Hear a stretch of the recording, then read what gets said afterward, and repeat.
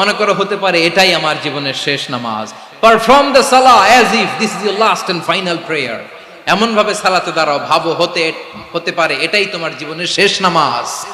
এমন ভাবে নামাজে দাঁড়াও, ভাবো এটাই শেষ নামাজ। তাহলে নামাজে একাগ্রতা বাড়ায় দিবে কে? ফলে ইবাদতের ইহসান আমাদের অর্জিত হবে। আর মুআমালাতে ইহসান হলো, বিশ্বনবী বলেন, ইন্নাল্লাহা তাবারাকা ওয়া তাআলা কাতাবাল ইহসানা আলা কুল্লি শাই, ফাইযা কাতালতুম ফাআহসিনুল কিতলা ওয়া ইযা যাবাহতুম ফাআহসিনুয যাবহা ওয়ালিয়ুহিদ্দা আহাদুকুম শাফরাতাহু ওয়ালিয়ুরিহ যাবিহাতাহু। ইহসান দুই ধরনের। আওয়াজ করে বলতে হবে, কয় ধরনের? সবাই বলুন আওয়াজ করে, কয় ধরনের? একটা হচ্ছে ইহসান ফিল ইবাদা, ইবাদতে ইহসান। ইবাদতে ইহসান কি? একাগ্র অনুভব দিয়ে ইবাদত করা, মন প্রাণ দিয়ে ইবাদত করা। আর মুআমালাতে ইহসান কি? সব কাজে, দৈনন্দিন কাজে, কর্মে, সামাজিক অ্যাক্টিভিটিতে কোমলতা প্রদর্শন করা, অনুগ্রহের সাথে সবকিছু করা।